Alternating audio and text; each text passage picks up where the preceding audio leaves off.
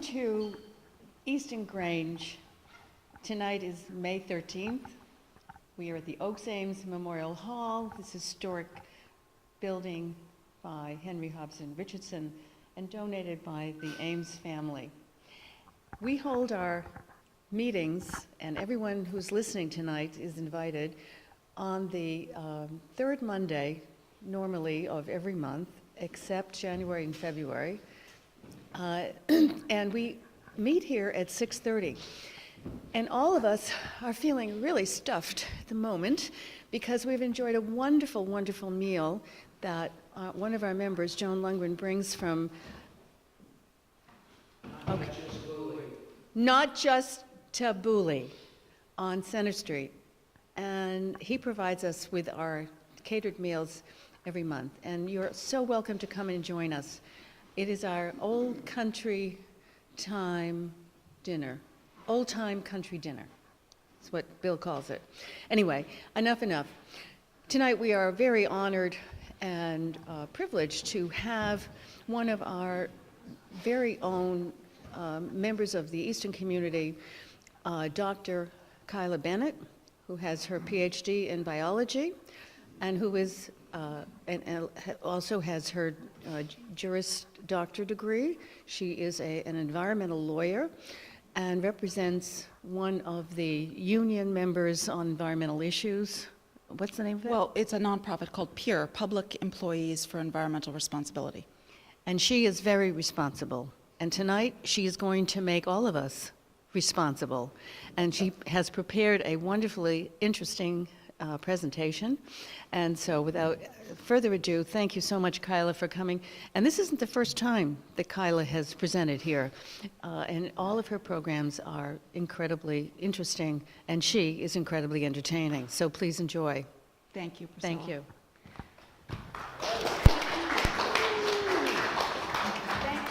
Thank you very much for having me. This is actually the third time I've spoken here, and I'm a little bit afraid that after this talk it will be my last time that you won't want me back.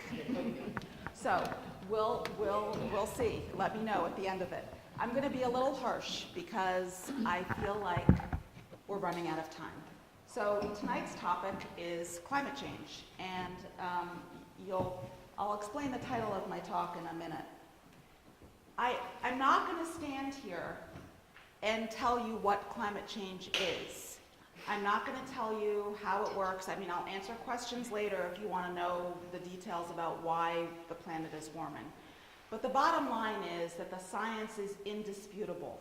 There is no dispute. Despite what this administration might tell you, the science is very, very clear. And I don't know if I'm going to be able to hook up to this really cool little,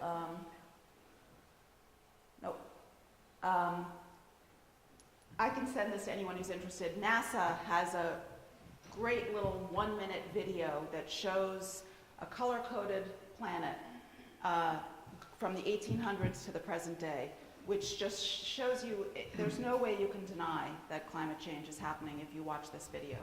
So the science is indisputable. That's not what we're going to talk about tonight. And I put that little quote up there from Thomas Paine. To argue with a person who has renounced the use of reason is like administering medicine to the dead.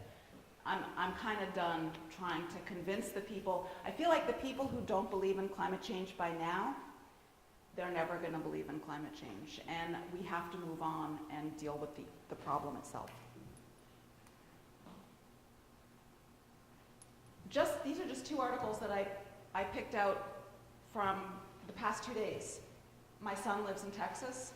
They've had a 600% increase in rain in May. This one's from the Easton Journal. This weather we're having is not typical. It's May 13th. We had snow on the Mass Pike yesterday. This is not typical.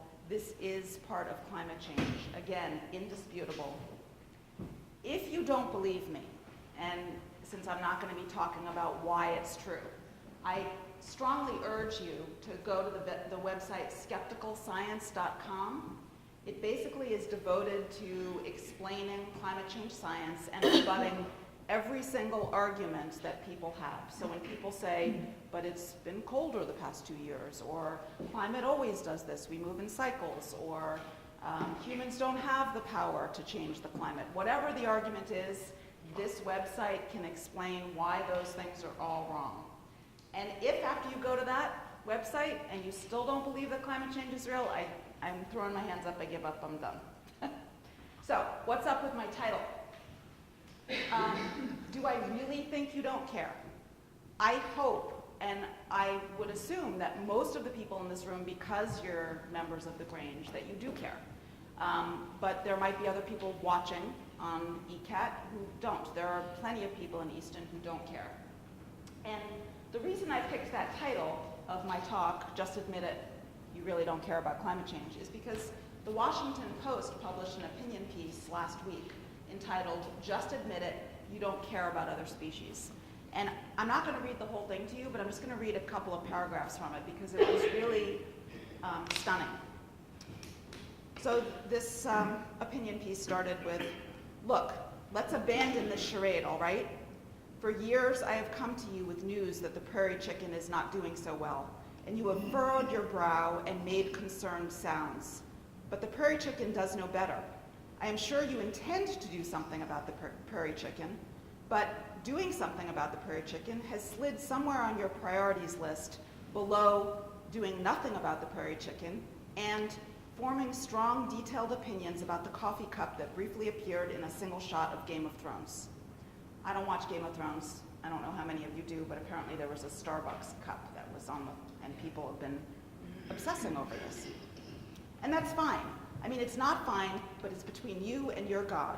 Just admit it so we can stop wasting time. I feel like the hardest part of my job right now as a scientist is how you pretend you care about other living things. To save the rich and glorious tapestry of species that makes life possible on Earth, there is nothing you would not do, except alter the way you live in even the slightest bit, or be mildly inconvenienced for a very brief time. This is the sense I'm getting. I guess I understand why it is an important element of your self-image that you care about such things, but look, you're not fooling anyone. The last time we talked, you said absolutely you respected the bodily integrity of turtles, but then you went out and bought 800 plastic straws because the paper ones were always shriveling up and you disliked their mouthfeel. Here is a report about how basically everything on the planet is going extinct, and it is all your fault. We are not going to trouble you any longer with the plight of the right whale, but we have spent the past few decades approaching you from that perspective, that surely you do care about these species, even the ones who are neither charismatic nor megafauna, and that if we just appealed, you would start to turn things around. And in that time, you have, frankly, not. This is why, when the United Nations released our report, we had the chairman explicitly say, we need to link it to human well-being. That's the crucial thing. Otherwise, we're going to look like a bunch of tree huggers. Just tell us what you do care about, and we can tie it to that. Starbucks? Cement? My pillow? There's got to be something that matters to you. We know it isn't rare insects. Your own survival, maybe? Surely you care about that. We must protect that at all costs so that you can keep doing the precious things you do so well, demanding that people burn fossil fuels in order to deliver you a single container of snacks from a block away. I'm sorry, I'm not bitter. Just be honest, please. I've had all I can take. And that opinion piece really resonated with me because that's how I feel about climate change. I talk to people about climate change in my work all the time, and people go, oh, but I'm not giving up my bacon, or I don't want to carry a reusable cup to the store, or I really like my Hummer. You know, they don't want to be inconvenienced. And frankly, if you look around this room, all of us privileged people. We're privileged by our race, by our economic status, by where we live. We can afford to do something. And therefore, my argument to you is we must. It's our responsibility. If you haven't watched Netflix's Our Planet, it's the new David Attenborough show, I can't watch it. I walked into the room when my husband had it on and I promptly burst into tears and left. But if you can watching things like that, you should. The photography is beautiful, but it's very, very sad about what we're doing to the animals on this planet through climate change. Sir David Attenborough, who is normally a very reserved man, he's passionate about the planet, but he said, we're running out of time. Jane Goodall, the most gentle, wonderful woman, she writes books about hope and having hope. And even she just said last week, I want to take all the climate deniers, put them on the Antarctic, on the sea ice, and leave them there and see what happens. This is nothing I ever thought I would hear Jane Goodall say, but these people are getting desperate. And then we have Bill Nye. I love Bill Nye. Bill Nye was on John Oliver last night, I think, or 2 nights ago. And he said, they did a big piece on climate change. You should watch it online if you can, it was very funny. Bill Nye, you all know who Bill Nye, the science guy, is, right? Bill Nye, the science guy, yeah. He's great with kids. He said, by the end of this century, if emissions keep rising, the average temperature on Earth could go up another 4 to 8 degrees. What I'm saying is the planet's on effing fire, Nye said, while nonchalantly setting the globe alight with a blowtorch we had been hidden under the desk. There are a lot of things we could do to put it out. Are any of them free, he asked. No, of course not. Nothing's free, you idiots. Grow the F up. You're not children anymore. I didn't mind explaining photosynthesis to you when you were 12, but you're adults now, and this is an actual crisis. Got it? Safety glasses off, mother effers. And that's his sign. Take your safety glasses off. Even Bill Nye, who is a scientist for kids, is so frustrated he's speaking like this. I mean, it was funny, but it was heartbreaking, because this is what scientists have to resort to try to get the attention of everybody. So I could show you heartbreaking pictures of starving and drowning polar bears, of walruses that are falling off of cliffs to their death because there's no ice for them to have their babies. This is a still from Our Planet, from the show that I just talked about. It died. From dead manatees, from the red tide, which is exacerbated and caused by climate change. Dying coral reefs. I could go on and on all night and show you really sad pictures. This one is the worst, I can't even look at it. This is an orangutan fighting a bulldozer that's tearing down its forests for palm oil, which is in your candy that you eat and your crackers. I read every label. I never buy anything with palm oil. I'm not going to show you all those pictures now that I just showed you some. I'm not going to talk about that all night, because you'll feel awful, but you won't change, because I've done it before. I've tried that route before and it hasn't worked. You'll continue to use your single plastic bags. You'll leave your porch lights on all night. I walked my dogs in the middle of the day around the block. I would say 1/3 of the houses still have their porch lights burning in the middle of the day. First of all, how can they afford their electric bill, number one? And number two, why? Why don't you just turn off the lights? It's sunny outside. You'll continue to eat meat and dairy, and you'll continue to live your life the exact same way, because you don't feel like individual actions matter, and because you don't want to be inconvenienced. But if you don't care about this species, what about that one? I think almost all of us in here have either children or grandchildren.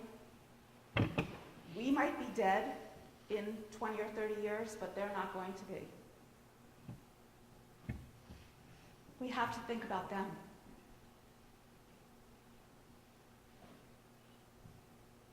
The children are actually the ones saving the planet right now. They're the ones who are protesting.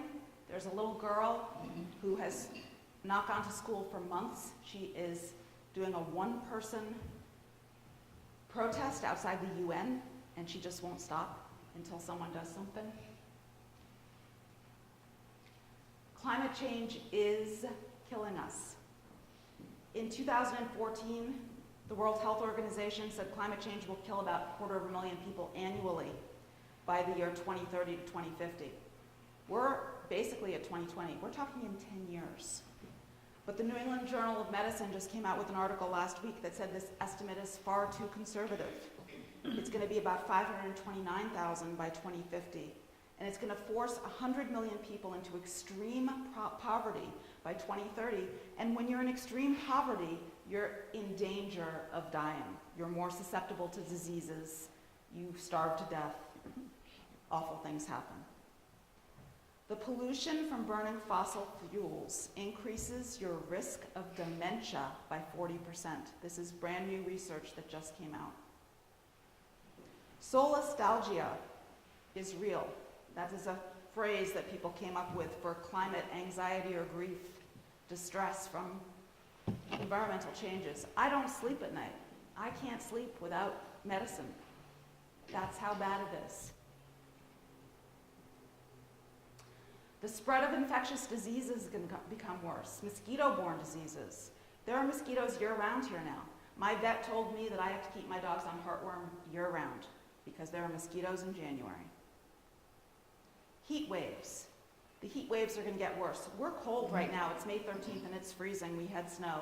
But I have a feeling that we're going to go from this weather to 100 degrees and a drought later on this summer. And with that heat comes violence. There are many, many studies that show when it's hot outside, violence increases. I get cranky when it's hot. I don't know about you guys, but violence does increase. 22.5 million people are displaced now. We're not talking 2030 or 2050. We're talking today, in 2019. 22.5 million people are displaced annually because of climate or weather-related disasters. This number will increase. Look at the Midwest. Look at Nebraska and Iowa. War. Syria's civil war was a direct result of climate change and drought. More wars and mass migrations. If people are concerned about the caravan of migrants at the southern border, do you know what's going to happen in 10 years when entire countries become uninhabitable? Where are those people going to go? We can't simply close all our borders and let them die. Where are they going to go? So what can we do? The number one thing you can do is vote at all levels of government, local, state, and federal. I work for a company called Public Employees for Environmental Responsibility. We are a nonpartisan, nonprofit company. We are nonpartisan. I have had, until this administration, I actually had more trouble with the Democratic administrations than the Republican ones, believe it or not. But what I do is I represent local, state, and federal employees who work for the government in the environmental arena. We basically support and defend whistleblowers. And we have never seen anything like what's going on with this administration. They claim climate change is a hoax. The head of the EPA says, oh, it's 50 or 75 years down the road. It's not. It's here. They misrepresent facts. They removed all mention of climate change from certain government websites. Trump stated, I don't believe it, about the fourth National Climate Assessment Plan. He dismissed it, got out of the Paris Accord. They have weakened countless regulations, such as the Clean Power Plan and vehicle mileage standards. We have the technology to get 60 miles a gallon, even 100 miles a gallon, or zero. You know, no emission cars. The technology is out there, but the government won't just say, do it. I don't know if you remember in 1992, I think it was Bush was president then, right? Was it Bush? He said, he made a law, passed a law, that said no flush toilets over 1.6 gallons. Everything back then was 3.5 gallons. Oh, people were screaming and crying and saying the world was going to come to an end and they weren't going to be able to flush their toilets and they were going to overflow and it was going to be a nightmare, and guess what? None of that happened. But they passed a law and the toilets came into compliance. We need to pass a law that says cars have to get this kind of mileage. This administration doesn't want to. This administration has also canceled all the grants having to do with climate change. They've sidelined scientists. They dismissed their scientific advisory board and put industry people, Koch brothers people, oil and gas people. I mean, the head of the EPA is an oil and gas person. So what can you do? You can contact your local, state, and federal representatives. Even here in Easton, Easton received a grant from the state, from Mass DEP, called an MVP grant. It's kind of a silly acronym, but it's a municipal vulnerability preparedness for climate change. How is the town going to prepare itself for climate change? Get involved. Go to the meetings. Go to the Green Communities meeting. Figure out what we can do, not only to prepare ourselves here in Easton, but how we can become part of the solution instead of continuing to be part of the problem. You can also text RESIST to the number 50409.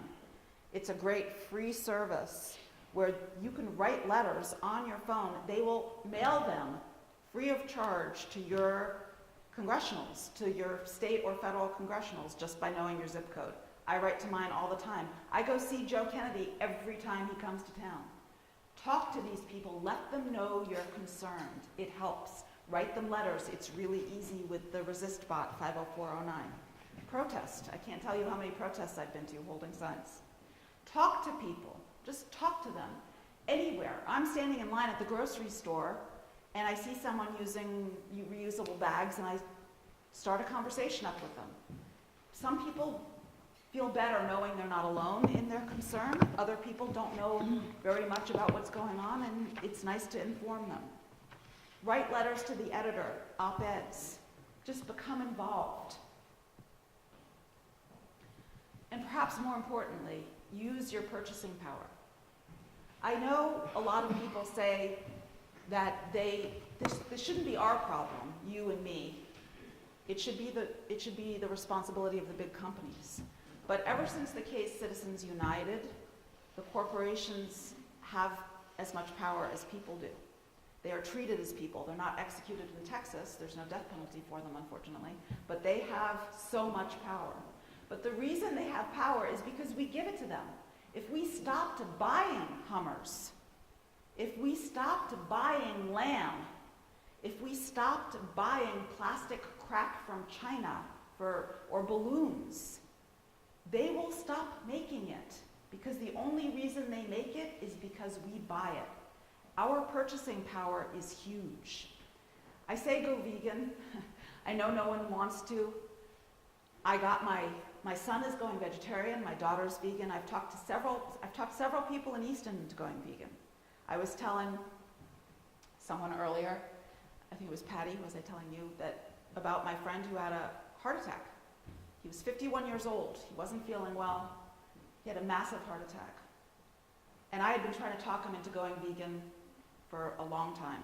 And after he recovered from his surgery and he was in cardiac rehab, he talked to his doctor, and the nutritionist said to him, "We want you to go on the Mediterranean diet."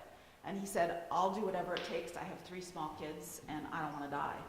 But my friend was telling me about this going vegan, doing this plant-based diet. And the nutritionist laughed and said, "That is the only diet that will reverse your heart disease. It will reverse diabetes.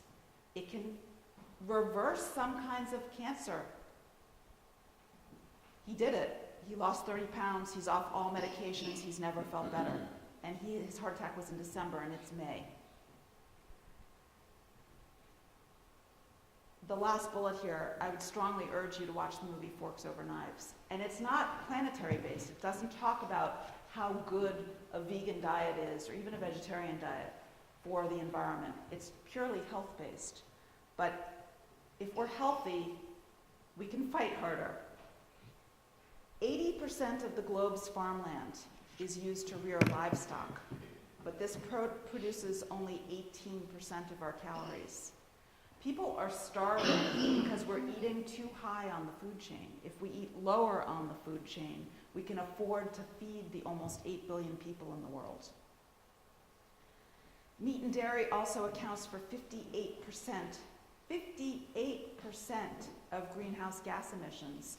If the town of Easton, if every town in Massachusetts, if every town in the United States of America went vegan once a week in school lunches, it would make a difference. It also accounts for 50% of water pollution and 56% of air pollution. Eating meat and dairy is awful for the environment. It's awful for you, but it's awful for the environment. 60% of all mammals on Earth are livestock. 1 million species of wildlife are going extinct. 1 million. When we kill them, we're killing us. Watch the movie Forks Over Knives if you care about your health, but think about even going vegan 1 night a week, 2 nights a week. Just try it. Cut down on your meat consumption. Cut down on your dairy consumption. This is a chart, I don't know if you can read it, but it talks about how much greenhouse gases are from different foods. Lamb is by far the worst. Then beef, then cheese, then pork, farmed salmon, turkey, chicken, canned tuna, eggs. Goes all the way down, and the best one is lentils. It's much more environmentally sound to eat plants. The other thing you can do is go solar. These are 2 screenshots from my phone. My husband and I, when we moved to Easton almost 30 years ago. And we used to live on an old farmhouse off Massapug. And then my daughter got bone tumors. And I decided that I wanted to have her live in the healthiest house imaginable because I didn't know what was causing her bone tumors. And I did organic everything anyway. I was a vegetarian, she was a vegetarian. I used natural house cleaners. I didn't know what was giving her these tumors, and she's had 5 surgeries. The doctors didn't know either. So we bought a piece of land in Easton and built a healthy house. We were the first LEED certified house in Massachusetts. LEED is Leadership in Energy and Environmental Design. Our house is totally natural, and it's solar. It's passive and active solar. Some of you have been there. We just replaced our solar panels. We built it 13 years ago. We put new ones on because the technology has come so far. And there are still federal tax credits through the end of this year, through December 31st. There are federal tax credits. So we put on a new array, and we got a Tesla Powerwall, which I love. I named it Tessie. She's in my garage. And so these are screenshots from my little app. You can see this is the solar panel. This is the grid. That's my house. And that is my Powerwall. And so in this one, I was generating, it's hard to read on this, I was generating 7.5 kilowatts. And 2.5 was going to my house, which is high for me. Usually our house is around 0.6, but we're growing our tomatoes and peppers and things with the LED lights, so that's what's kicking up the energy. 4.8 was being sold back to the grid, and the remaining 0.2 kilowatts was charging my battery. The next one, the figure on the right, is after the battery was filled. In the spring, the battery is filled 100% by around 11 o'clock in the morning. And then I was generating 7.1 kilowatts, selling 6.8 kilowatts back to the grid. We generate 118% of the power we need. I have not had an electric bill. It's been 0 since I put these in November. 0. The battery sees us through the night, but we're still connected to the grid. So if we have 5 days of clouds, we still have electricity. So we don't have to worry about, turning off all the lights. I do it anyway, but we don't have to worry about not having power. Some of us can't afford to have solar. My husband and I were lucky that we could. We got a huge tax credit for it. It raises the value of your property by about 10%. And if you can't afford to put solar panels on, you can rent them. Or if you're renting an apartment and you can't put solar panels on, you can call your electric company and say, I want to up the percentage of power that I get from renewable sources. You can control that. The New York Times had an article, I think it was yesterday. It was another op-ed piece called Surviving Despair and the Great Extinction. And it says 1 million species of plants and animals are heading towards annihilation, and it's our fault. How can we possibly live with that truth? And the quote in the article was, I remind myself all day long, every day, that there's a difference between doing something and doing nothing. That something, small as it might seem, is not nothing. The space between them is far apart, limitless stretching distances apart. It's the difference between a heartbeat and silence. So So even though you might feel like there's nothing you can do, even doing small things help. And I'm begging you to think about doing some of these small things. One other thing I wanted to touch on is climate change and the arts. A friend of mine from college is a director, a movie director, and he does documentaries, and he did a small movie short, which is on Vimeo. You can find it if you Google it. It's called Confronting Climate Change. It's a 20-minute short about Amherst College, not UMass Amherst, but Amherst out in Western Mass. And they brought all these people from all across the world to talk about climate change. And in it, one of the speakers said, when kids come to him, when students come to him, and it's the kids, the young people who are the most grief-stricken by this, because we will be dead when the worst of this comes, and they're going to have to deal with it. These students come to the teachers and say, what can I do? I'm not a scientist, or I don't like science, or what can I do? And his response was, look, if you're an engineer, go into solar engineering. If you're a lawyer, be an environmental lawyer. If you're a dancer, dance about climate change. If you're an artist, paint it. Bring it into the forefront of everything that we do. There's a theater in New York City that I'm trying to get involved with. They're great people, called the Arctic Cycle. And all of the shows that they put on, and they're thriving, are about climate change.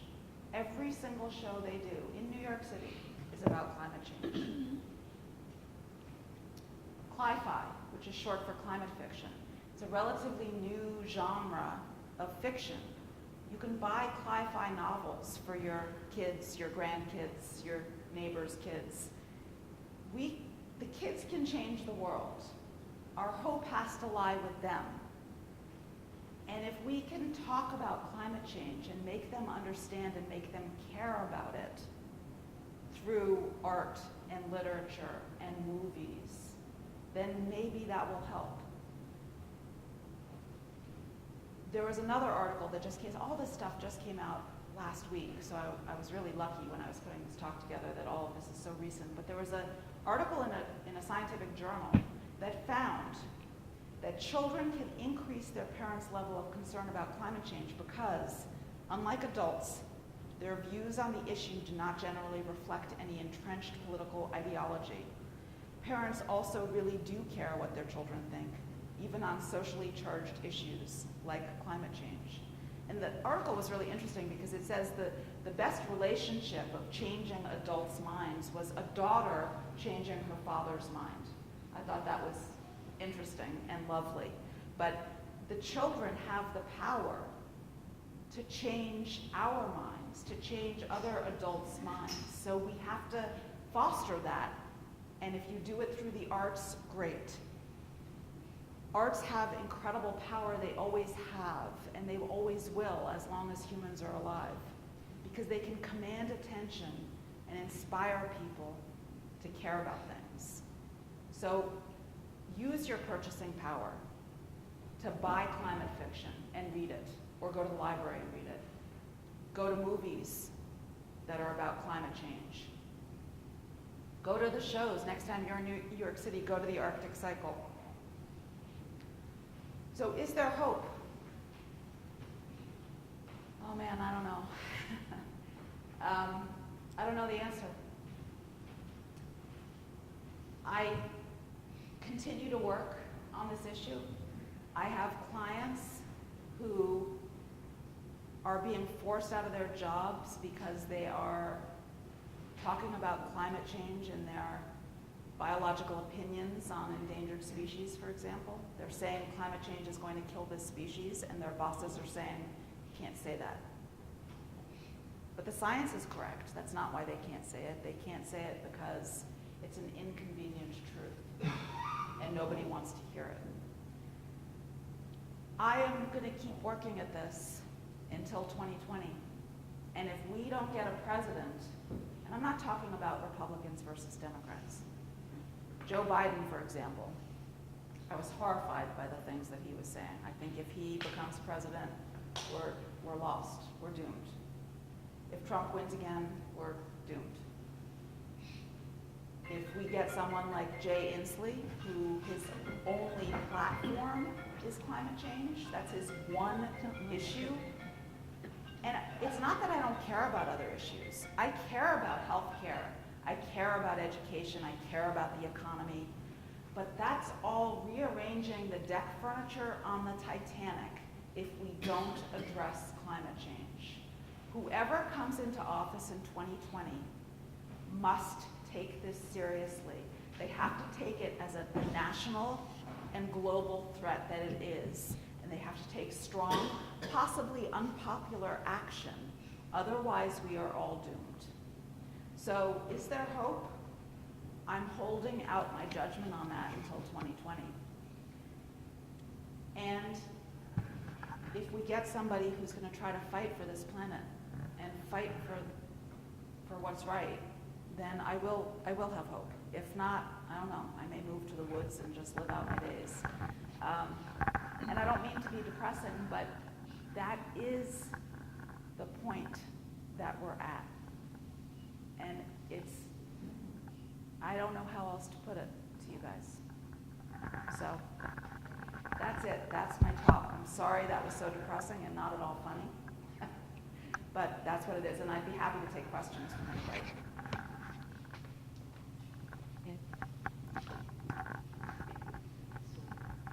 It is sobering.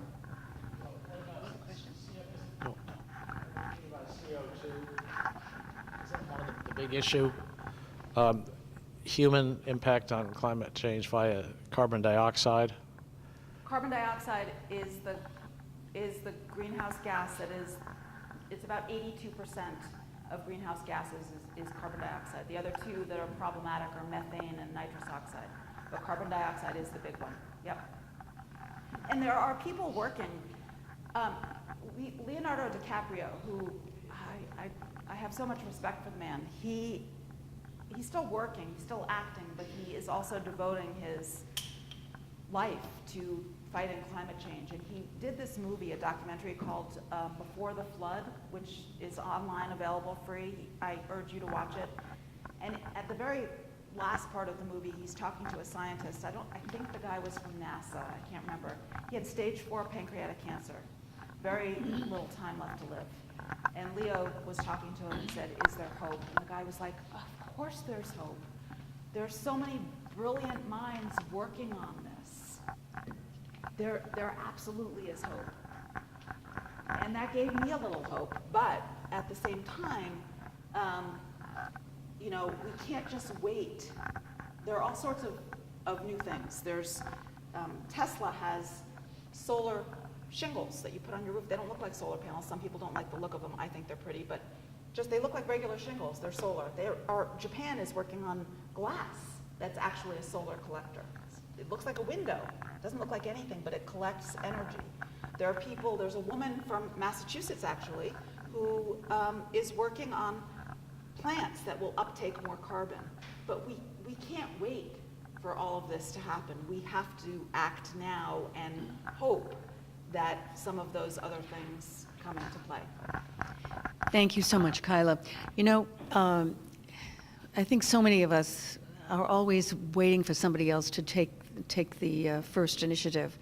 And each one of us, as Kyla has pointed out today, can do our little bits, whatever it is, whether it's turning off the lights, whether it's, as I did, I just called National Grid and asked, what are the companies that offer my electricity with solar and wind?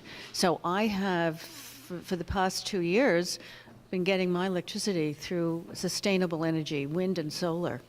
And it turned out to be cheaper than the coal-fired energy.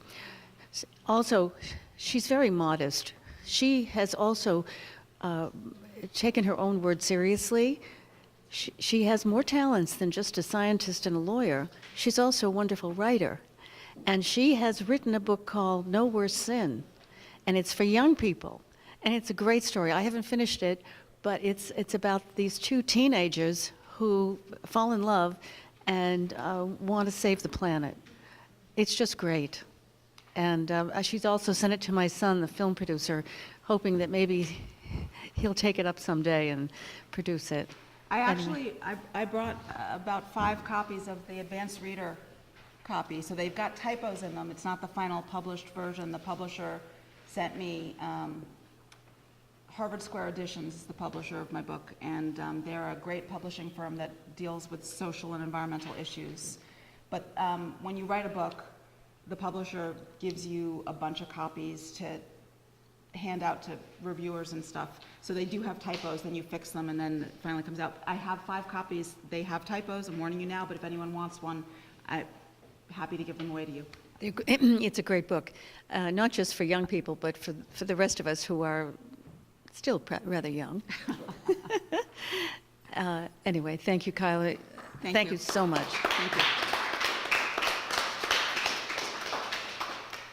Really appreciate it. Yeah, sorry to be such a downer. It is, and of course, Kyla and I are on Facebook together, and I get all of these, stop the world and let's get off. And it's depressing, but it also is a constant reminder, to me anyway, that we need to do something every day, even if it's a little bit. So